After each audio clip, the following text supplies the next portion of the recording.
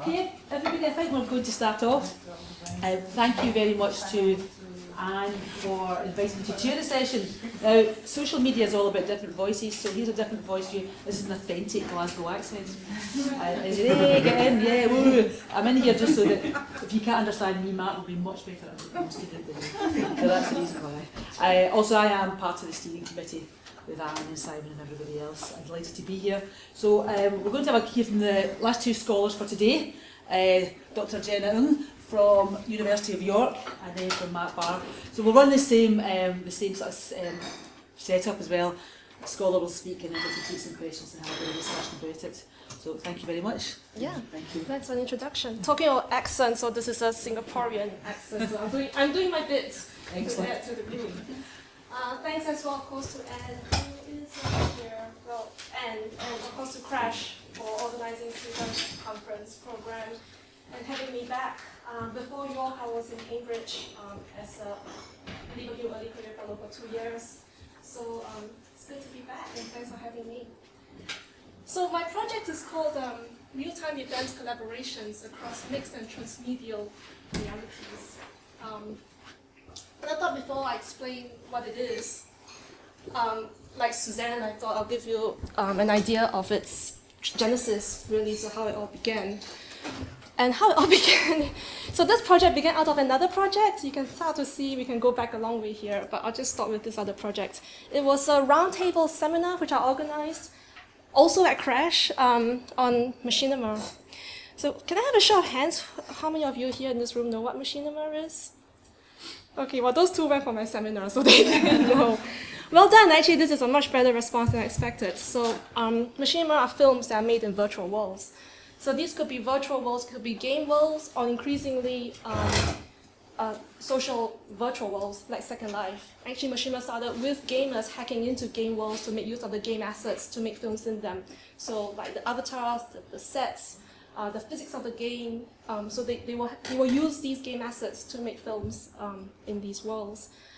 And to cut a long story short, so I was organizing this this roundtable seminar, and 3 hours before the event, as such things go, I decided I had a good idea and decided I would actually stream this event in Second Life itself.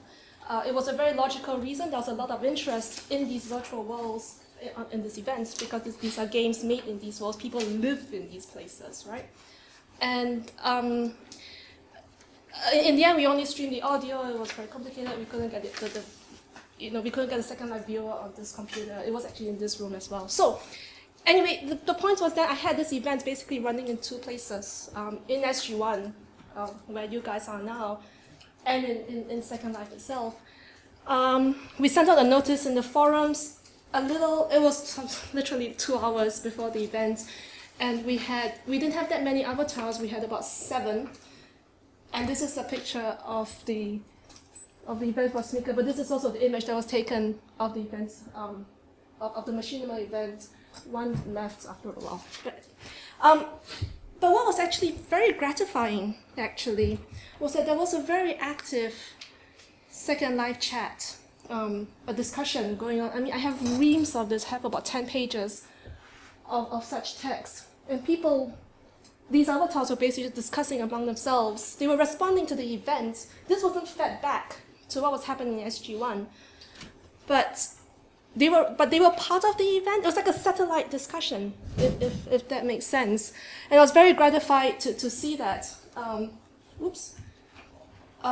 of them was actually worked at Jim Henson, 1036. My background is, oh no, not that. Oh, that I used to work at Henson. I worked on the Science Kit. I mean, you get amazing people like this coming to my event, which they wouldn't have if they weren't, in Second Life. And if the event wasn't being held and streamed in Second Life. So I was very gratified by that.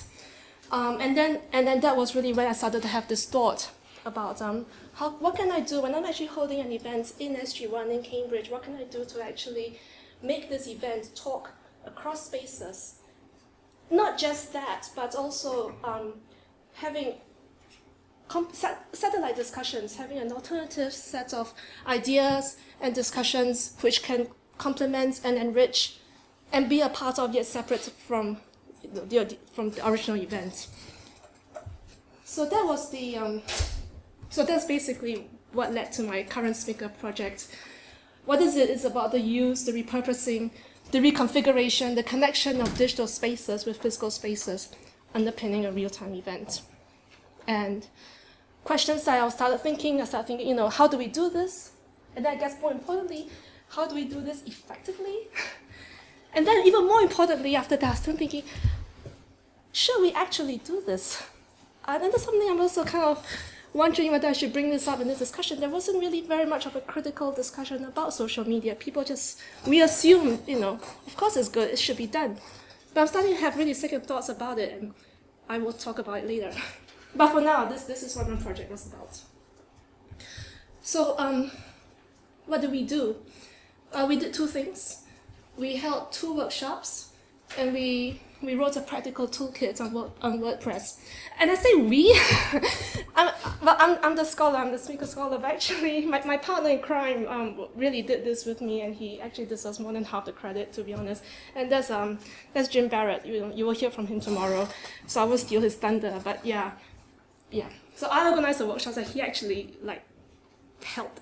So he actually did the work, and he wrote quite a bit of the toolkit as well. But we did 2 workshops, and one was, they were in February. They were 2 half-day workshops. One was on events management, and one was on knowledge economy. I think we had about 10 turn up for the first, and about 7 for the second. 10 was too many. 7 was good. So I think it's also because of what we wanted to do, the workshops. We wanted it to be quite tailored to participants. We wanted it to be exploratory, so we wanted a lot of discussion and contribution for participants. And you can't really go around too much with 10 people. But events management, the first workshop was really more for the heritage people, the librarians, people in museums, galleries. So it was about people who were actually organizing events, and we were giving, the discussion was on how we could mediate that event. Workshop 2 was really more for the virtual academic. I'm not sure we really mastered that division very well. People sort of just came for both. But that was the idea. And so we had, I don't think you can really see, because I can't really see, but we had the digital knowledge economy. We had tools for change, the digital components of professional life, things like that.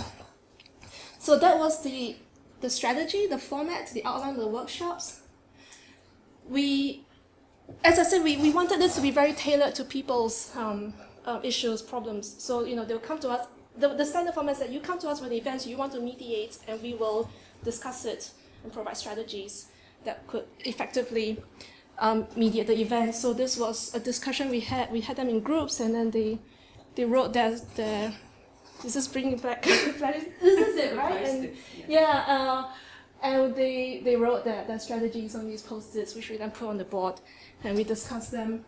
And then these were some of the issues that we went through: the audience, the ethics, tools, archiving. And the second workshop was fewer people, and each person came up with a digital object they wanted to make. And again, we went around the group. There's this creaky bit of SG1, and I've noticed it in the last 2 years, and it makes me feel very heavy, but I'm sorry about that. I'm trying to avoid the creaky bit. So, someone wanted to do the database, an app, a project in transition. DH23 was Ruth's project, and a network. And basically, we just went around the group. So Jim provided the expert guidance, and the group also provided ideas, and that's how we held the workshops. This is the toolkit. It is very, very new. In fact, it is so new, it's kind of completed like last night. We should link it to the Speaker website. I'm sorry it hasn't been. We should also start tweeting it now. Transmedialreality.wordpress.com. And I'll just escape here quite quickly and just go into, play around. This is it, yeah. So it's really, it's really a toolkit. identifying practical tools for using event management. If you want to tweet, blog, quotation,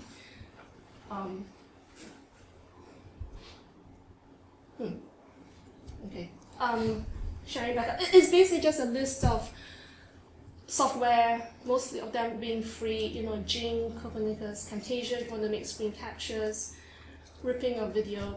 Yeah, so it's basically, it's a toolkit. If you want to do something, we will give you suggestions as to which programs you can use to do it. So we hope it'll be handy. We'll put some kind of analytics on it perhaps to track. And it's WordPress, so it will be there forever and ever.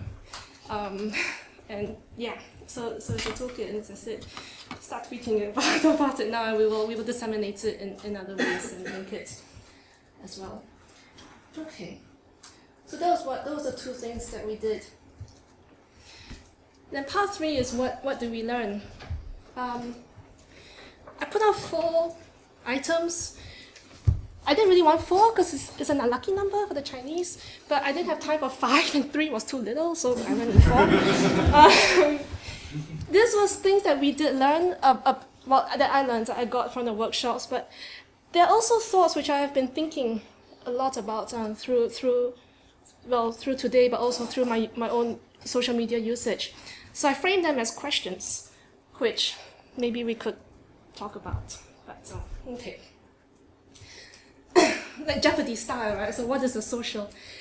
So the other day, I had a friend, and he's a scientist, he's a physicist, and he came to me and said, my university asked me what kind of social media we use in our research. And I said, cool, what did you say? And he said, researcher ID and research gate, right? Do you know? Does anyone here know what they are, right? They're basically databases where you put in your name and your publications, your research interests. It's to help you find collaborators, basically. And I said, that's kind of cool and it's very sweet, but basically, where is the social, It's a one-way interaction. You are just being seen. It's a way to make you visible. What is the social? I think most of us in this room would say the social has to be a two-way thing, right? It's about interaction. It's about exchange, right? It's about communication or dialogue. So this is research and ID. So basically, it's about you putting yourself out there. So you're reaching out, but nobody comes back to you, right? So I thought, so this is what the social is, right? It's about this exchange, this communication, and that's cool. Then I thought, but that's also kind of the problem, right? Because if we're all in this dialogue together, then what about those people who aren't? And really, I'm an evangelist about this, and I always thought, well, if you're not on Twitter, then get on Twitter. We hold workshops, right? Helen Webster at the back, my ex-colleague. Crash, we do this. We hold these social media workshops. How do you open a Twitter account? So, open a Twitter account, get onto it, get into the conversation. It's really not hard. And I was thinking, but actually, it's not really that simple, is it? Because you cannot join the conversation for various reasons. Why is it become such an unquestioned good in a way to be part of this conversation, right? I know people who don't tweet in conferences just because they don't bring a laptop to the conference, or I myself, I'm also starting to refrain and stay a little bit away from the tweeting, just because I'm very concerned about what I'm putting out there, for various reasons. So it's just become an issue that I've been sort of thinking that it's really not that simple how we think about the inclusion and exclusion of this dialogue, if this is what the social is, and the power structures of this dialogue.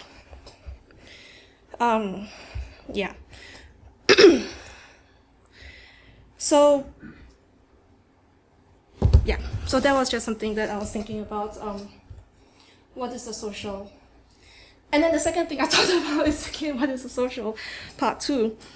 And this is about voices. So my concern for part 2 is that who are the voices that we are not hearing on social media? And are some voices louder than others? And that's some of this is very straightforward, right? We know Paris Hilton and Kim Kardashian. I mean, people who are paid, celebrities who are famous for whatever reason, are paid certain amounts, and their voice is pretty loud, right? But I'm realizing that this is a worrying trend for me anyway. I'm realizing that actually people who are now,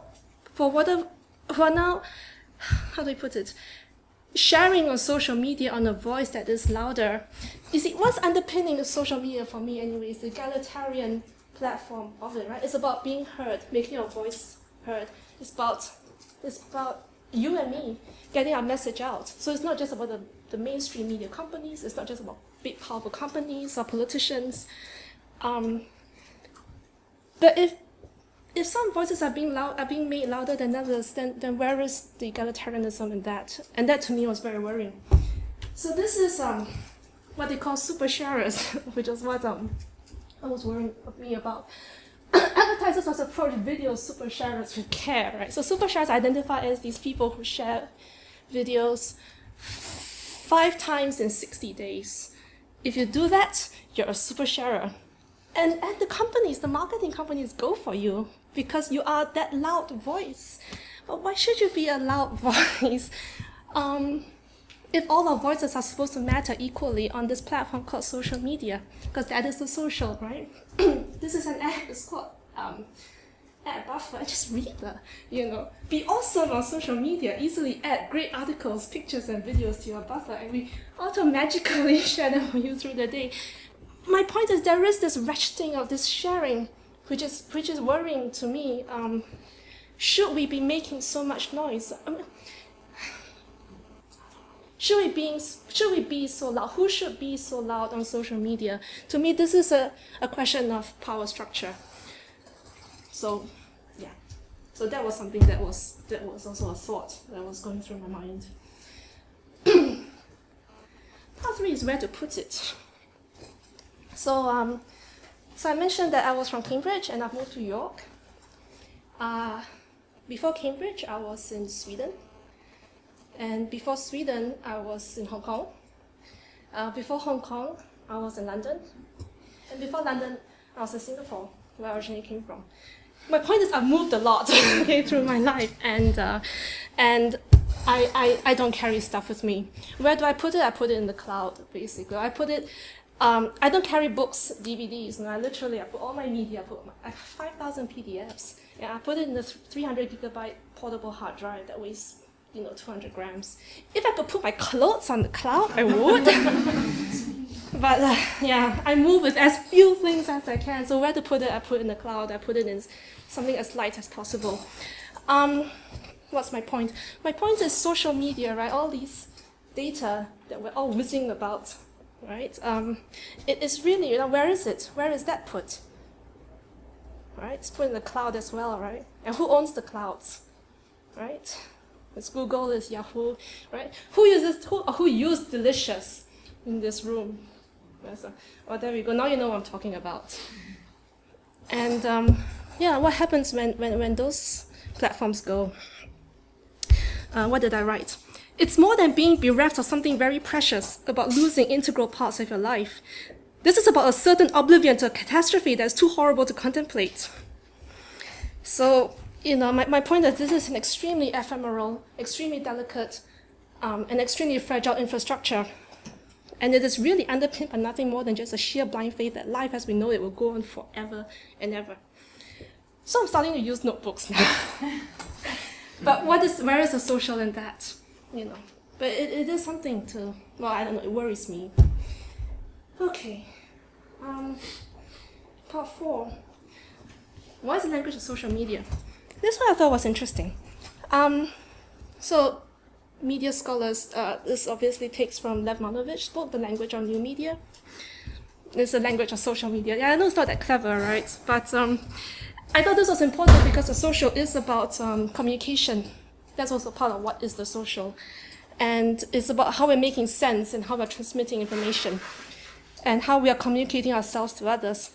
So at the moment, the way I see it, it's still very much about photographs, still images, and text. Cool. The next big thing that everybody is pointing at, actually, make a guess. What do you think it is? Video. Sorry? Video? Video, absolutely, yeah. So Skype apparently is talking about, well, Skype is real-time conversation, right, with text and with voice. And now they want to talk about video conversations. You make a video of something and you post it on Skype, and then somebody else will make a reaction video and post it on Skype, and you have a video conversation. Personally, I don't think it sounds very appealing, but hey, you know, if Skype thinks it's going to work, who am I to say it won't? But so there is that. And obviously we have Vine, from which is the most downloaded app. So Vine is an app which lets you record 6-second video clips. It's a Twitter application, and then you post it on Twitter. And then what Twitter does, Facebook would do as well. So Facebook has got Instagram video. And I'm horrified that Justin Bieber apparently is he's doing his Instagram video. But yeah, that's the extent they will go to promote video. If Google Glass does hit the market, so Google Glass is the augmented reality glasses which Google is, and it's set to be launched later this year. And it's got a camera in it, right? That's the whole big problem with it, because it will record you and all these privacy issues. But anyway, there's a camera in it. And basically you just tap sort of the arm of the glasses and operate the camera. So basically recording video is going to be as easy as making a phone call. And how is that? What is that going to do with the language with which we share, you know, the language of social media? But that is set for launch later this year. In the meantime, what I think would just do it for video, right, is what I'm going to show you next. And I've watched this about 20 times, and I just still go like, wow, right? So it's really cool, okay? So if you could, yeah, thanks, Matt. So I've got the volume. You ready? Okay.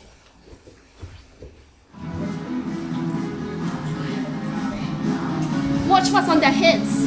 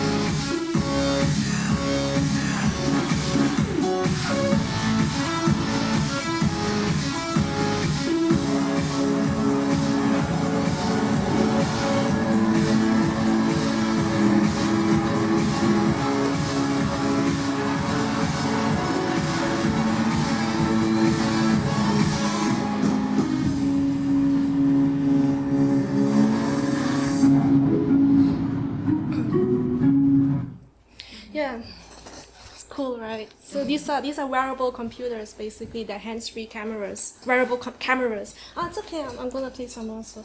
Wearable cameras, so they're hands-free cameras. And apparently, journalists now, when they go out, they will bring one of these with them, because it is just so spontaneous. You know, if you want to capture something, you don't have to whip out gear and everything. It's just like on your head. It is changing digital capture, and that in turn is changing the way the world is seen. And I think that will also be part of this new language, which we will see developing, and social media will be part of it. I also think, and here I'm just going to go out on a limb, and you know, I also think the experience, particularly the physical experience, is also going to be part of this new language of social media. And in this, I see us going back to the analog. So what I'm going to show you next is the Burberry's Kiss Over Distance. Has anyone seen this one?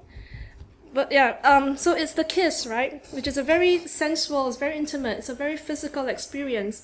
And that is expressed digitally as an imprint, as the trace of lips on the phone screen. And this idea of the imprint, the trace, this is the aesthetic of the analog.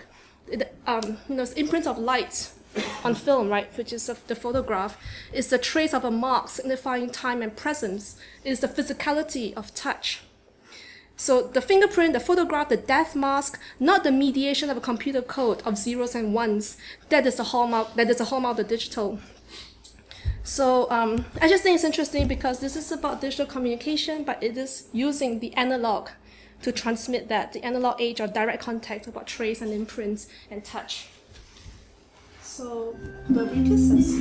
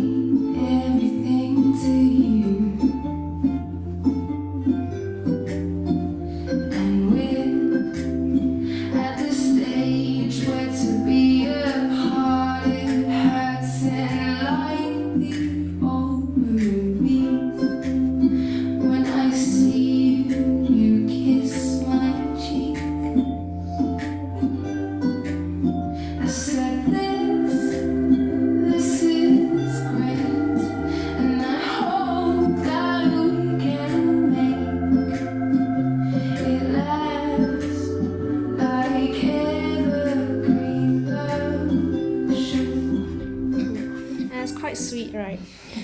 So entirely by chance, a couple of weeks ago, I was watching old episodes from my old TV sitcom program and came across another take on the same idea of the kiss across distance.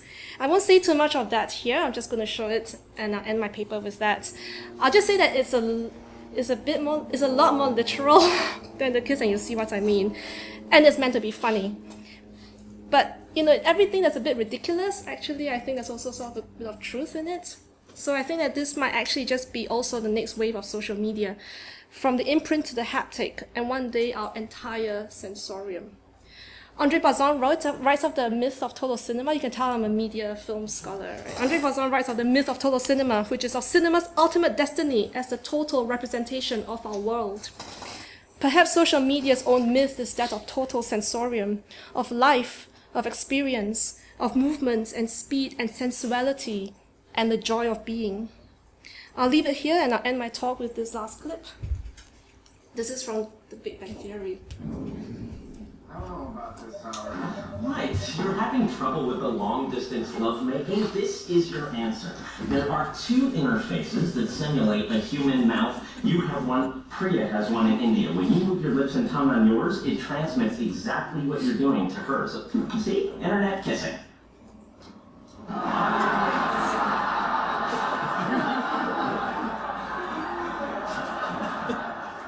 Try. I don't think so. I'll try.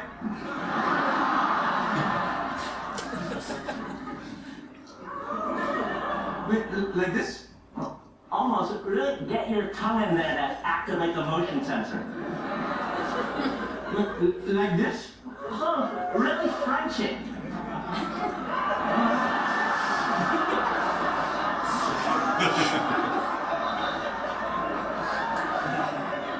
Better? Yeah, you got it. I'm impressed. This is very lifelike. Well, you just bit my tongue. Oh, I nibbled. I was being playful. Why do you have to make everything weird? Sorry. Thank you.